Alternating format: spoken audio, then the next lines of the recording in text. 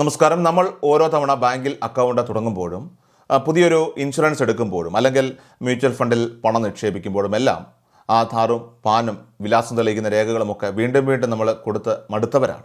ഓരോ ധനകാര്യ സ്ഥാപനത്തിലും ഓരോ തവണയും ഈ ഒരു KYC നടപടികൾ ആവർത്തിക്കേണ്ടി വരുന്നത് വലിയൊരു തലവേദനയായി തന്നെ മാറിയിരുന്നു. എന്നാൽ സാധാരണക്കാരായിട്ടുള്ള സാമ്പത്തിക ഇടപാടുകാർക്ക് ആശ്വാസമായി ഈ പ്രക്രിയയിൽ വലിയൊരു വിപ്ലവകരമായിട്ടുള്ള മാറ്റം കൊണ്ടുവരാൻ പോവുകയാണ് CKYC 2.0. ഈ ഒരു പുതിയ സംവിധാനം പ്രാബല്യത്തിൽ വരുന്നതോടെ ഇനി നമ്മൾ ഏതെങ്കിലും ഒരു സ്ഥാപനത്തിൽ വെച്ച് ഒരു തവണ KYC പൂർത്തിയാക്കിയാൽ ആ വിവരങ്ങൾ മറ്റ് എല്ലാ ധനകാര്യ സ്ഥാപനങ്ങൾക്കും വളരെ എളുപ്പത്തിൽ ഉപയോഗിക്കാനായിട്ട് സാധിക്കുന്ന ഒരു അന്തരീക്ഷം ഒരുങ്ങുകയാണ്. എന്താണ് യഥാർത്ഥത്തിൽ ഈ CKYC 2.0 എന്ന് വളരെ ലളിതമായിട്ട് നമുക്കൊന്ന് പരിശോധിക്കാം. സെൻട്രൽ KYC റെക്കോർഡ്സ് രജിസ്ട്രിയുടെ കൂടുതൽ വേഗതയേറിയതും സുരക്ഷിതവുമായിട്ടുള്ള ഒരു ഏകീകൃത ഡിജിറ്റൽ രൂപമാണ്. പുതിയ സംവിധാനം വരുന്നതോടെ നമ്മൾ ഒറ്റത്തവണ മാത്രം KYC പൂർത്തിയാക്കിയാൽ മതിയാകും. ഈ വിവരങ്ങളൊക്കെ തന്നെ ഒരു അതീവ സുരക്ഷിതമായ ഒറ്റ ഡിജിറ്റൽ ഡാറ്റാബേസിൽ ഭദ്രമായിരിക്കും. ബാങ്കുകൾ, മ്യൂച്വൽ ഫണ്ട് കമ്പനികൾ, ഇൻഷുറൻസ് ഏജൻസികൾ, സ്റ്റോക്ക് ബ്രോക്കർമാർ തുടങ്ങിയ എല്ലാവർക്കും ആവശ്യമുള്ളപ്പോൾ ഈ ഡാറ്റ പരിശോധിക്കാൻ സാധിക്കും. നിലവിൽ നമ്മൾ ഓരോ ആവശ്യത്തിനും പ്രത്യേകം രേഖകൾ നൽകേണ്ട സ്ഥാനത്ത് ഈ പുതിയ രജിസ്ട്രേഷൻ അത് കൃത്യമായിട്ട് നമ്മൾ പൂർത്തിയാക്കുമ്പോൾ ഉപഭോക്താവിന് 14 അക്കമുള്ള ഒരു പ്രത്യേക CKYC ഐഡൻറ്റിഫിക്കേഷൻ നമ്പർ ലഭിക്കും. ഈ ഒരു നമ്പർ ഉണ്ടെങ്കിൽ ഭാവിയിലെ നമ്മുടെ എല്ലാ സാമ്പത്തിക ഇടപാടുകളും വളരെ എളുപ്പമായിട്ട് മാറുന്നതായിരിക്കും. ഈ ഓഗസ്റ്റ് മാസം മുതലാണ് ഈ പുതിയ മാറ്റങ്ങൾക്ക് തുടക്കം കുറിക്കുന്നത്. ഇനി ഈ ഓഗസ്റ്റ് മാസം 1-ാം തീയതി മുതൽ പ്രാബല്യത്തിൽ വരുന്ന പ്രധാനപ്പെട്ട മാറ്റങ്ങൾ എന്തൊക്കെയാണെന്ന് നമുക്ക് കൃത്യമായിട്ട് പരിശോധിക്കാം. മുൻപ് നമ്മൾ നൽകിയിരുന്ന സ്കാൻ ചെയ്ത PDF രേഖകൾക്ക് പകരം സുരക്ഷിതമായ റിയൽ ടൈം ഡിജിറ്റൽ ഡാറ്റ വഴിയായിരിക്കും ഇനി വിവരങ്ങളൊക്കെ തന്നെ അപ്ഡേറ്റ് ചെയ്യപ്പെടുന്നത്. നമ്മുടെ സുരക്ഷ ഉറപ്പാക്കുന്നതിനായിട്ട് ഏതെങ്കിലും ഒരു ധനകാര്യ സ്ഥാപനം നിങ്ങളുടെ CKYC വിവരങ്ങൾ പരിശോധിക്കാൻ ശ്രമിക്കുമ്പോൾ നിങ്ങളുടെ രജിസ്റ്റർ ചെയ്ത മൊബൈലിലേക്ക് ഒരു OTP വരികയും അത് നിങ്ങൾ നൽകിയാൽ മാത്രം അവർക്ക് വിവരങ്ങൾ ലഭ്യമാവുകയും ചെയ്യുന്ന രീതിയിലാണ് ഇത് ക്രമീകരിച്ചിരിക്കുന്നത്. കൂടാതെ നിർമ്മിത ബുദ്ധി അഥവാ AI സാങ്കേതികവിദ്യ ഉപയോഗിച്ച് ഒരു വ്യക്തിക്ക് പല സിസ്റ്റങ്ങളിൽ വ്യത്യസ്ത KYC വിവരങ്ങൾ വരുന്നത് പൂർണ്ണമായിട്ടും തടയുകയും ചെയ്യുന്നതാണ്. അതുകൊണ്ട് തന്നെ ബാങ്കിലോ മ്യൂച്വൽ ഫണ്ടിലോ ഒരിക്കൽ രജിസ്റ്റർ ചെയ്താൽ പിന്നീട് വീണ്ടും രേഖകൾ സമർപ്പിക്കേണ്ടി വരും. ഈ CKYC 2.0 ഓൺലൈനായി എങ്ങനെയാണ് പൂർത്തിയാക്കേണ്ടതെന്ന് നമുക്ക് വളരെ വിശദമായിട്ട് പരിശോധിക്കാം. വീഡിയോ കാണുന്ന എല്ലാവരും പൂർണ്ണമായിട്ട് കാണുക. അതോടൊപ്പം നിങ്ങൾ എല്ലാവരും ഈ വീഡിയോ മാക്സിമം ഒന്ന് ഷെയർ ചെയ്യുക. ഇതിനായിട്ട് നിങ്ങൾ ഓൺലൈൻ KYC ഓപ്ഷനാണ് ഉപയോഗിക്കേണ്ടത്.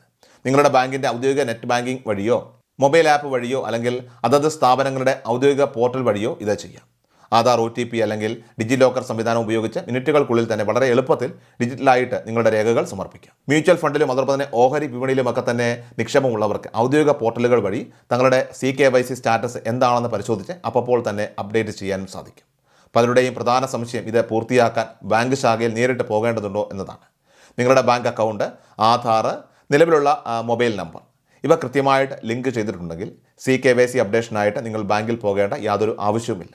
വീട്ടിലിരുന്ന് തന്നെ നിങ്ങൾക്ക് മൊബൈലിലൂടെയോ കമ്പ്യൂട്ടറിലൂടെയോ ഇത് അപ്ഡേറ്റ് ചെയ്യാൻ സാധിക്കും. എന്നാൽ അതേസമയം തന്നെ നിങ്ങളുടെ നിലവിലെ വിലാസത്തിലോ പേരിലോ ഫോൺ നമ്പറിലോ എന്തെങ്കിലും മാറ്റങ്ങൾ പുതുതായിട്ട് വരുത്താനുണ്ടെങ്കിൽ മാത്രം ബാങ്ക് ശാഖകൾ സന്ദർശിച്ചാൽ മതിയാകും. ഇനി ഈ ഒരു മാറ്റത്തെ നമ്മൾ ഒരിക്കൽ നിസ്സാരമായിട്ട് കാണരുത്. കാരണം അപ്ഡേഷൻ പൂർത്തിയാക്കിയില്ലെങ്കിൽ റിസർവ് ബാങ്ക് ഓഫ് ഇന്ത്യയുടെ മാർഗ്ഗനിർദ്ദേശങ്ങൾ പ്രകാരം ബാങ്ക് അക്കൗണ്ടിൽ നിന്നുള്ള പണം പിൻവലിക്കൽ, ഓൺലൈൻ ട്രാൻസ്ഫറുകൾ എന്നിവ താൽക്കാലികമായിട്ട് മരവിപ്പിച്ചേക്കാം. പുതിയ മ്യൂച്വൽ ഫണ്ട് നിക്ഷേപങ്ങൾക്കോ പുതിയ ഡിമാറ്റ് അല്ലെങ്കിൽ ബാങ്ക് അക്കൗണ്ടുകൾ തുടങ്ങുന്നതിനോ തടസ്സം നേരിടാനും നിലവിലുള്ള SIP തടസ്സപ്പെടാനും ഇത് കാരണമായേക്കാം. അതുകൊണ്ട് ബാങ്ക് അക്കൗണ്ടുകൾ, മ്യൂച്വൽ ഫണ്ടുകൾ, ഡിമാറ്റ് അക്കൗണ്ടുകൾ, ഇൻഷുറൻസ് പോളിസികൾ എന്നിവ ഉപയോഗിക്കുന്ന എല്ലാവരും ഈ നടപടികൾ കൃത്യസമയത്ത് പൂർത്തിയാക്കാൻ ശ്രമിക്കണം. ബാങ്കിൽ നിന്നോ മറ്റ് സ്ഥാപനങ്ങളിൽ നിന്നോ KYC പൂർത്തിയാക്കാൻ സന്ദേശങ്ങളോ ഇമെയിലുകളോ ലഭിച്ചിട്ടുണ്ടെങ്കിലോ അല്ലെങ്കിൽ അടുത്തിടെ മേൽവിലാസമോ ഫോൺ നമ്പറോ മാറിയിട്ടുണ്ടെങ്കിലോ ഇത് നിർബന്ധമായിട്ടും ചെയ്തിരിക്കണം. ഇനി അവസാനമായിട്ട് ചില പ്രധാന സുരക്ഷാ കാര്യങ്ങൾ കൂടി നമ്മളെല്ലാവരും ഇവിടെ ഓർമ്മിക്കേണ്ടതായിട്ടുണ്ട്.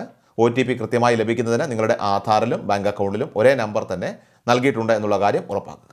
അപ്ഡേഷൻ്റെ പേരിൽ അപരിചിത നമ്പറുകളിൽ നിന്ന് വരുന്ന SMS ആയിക്കോട്ടെ, വാട്സാപ്പ് ലിങ്കുകൾ ഇവ യാതൊരു കാരണവശാലും ക്ലിക്ക് ചെയ്യരുത്. ബാങ്കിൻ്റെ ഔദ്യോഗിക ആപ്പ്, അതോടൊപ്പം തന്നെ വെബ്സൈറ്റ് അല്ലെങ്കിൽ നേരിട്ട് ശാഖ വഴി മാത്രം ഈ നടപടികൾ പൂർത്തിയാക്കുകയും പ്രക്രിയയ്ക്ക് ശേഷം 14 അക്ക CKYC നമ്പർ ഭാവി ആവശ്യങ്ങൾക്കായിട്ട് സുരക്ഷിതമായിട്ട് നിങ്ങളെല്ലാവരും സൂക്ഷിച്ചു വയ്ക്കുകയും ചെയ്യുക. ഈ പ്രധാനപ്പെട്ട അറിയിപ്പ് നിങ്ങളുടെ സുഹൃത്തുക്കളിലേക്ക്, നിങ്ങൾക്ക് പരിചയമുള്ള വാട്സപ്പ് ഗ്രൂപ്പുകളിലേക്ക് മറക്കാതെ ഷെയർ ചെയ്യുക. ഇതുപോലുള്ള അപ്ഡേറ്റുകൾ തുടർന്ന് ലഭിക്കാനായിട്ട് നമ്മുടെ ചാനൽ ഇപ്പോൾ തന്നെ മറക്കാതെ സബ്സ്ക്രൈബ് ചെയ്ത് ബെൽ ഐക്കൺ എനേബിൾ ചെയ്യുക. ഫേസ്ബുക്കിലും ഇൻസ്റ്റാഗ്രാമിലും വീഡിയോ കാണുന്നവർ തീർച്ചയായിട്ടും ഫോളോ ചെയ്യുവാനും മറക്കാതിരിക്കുക.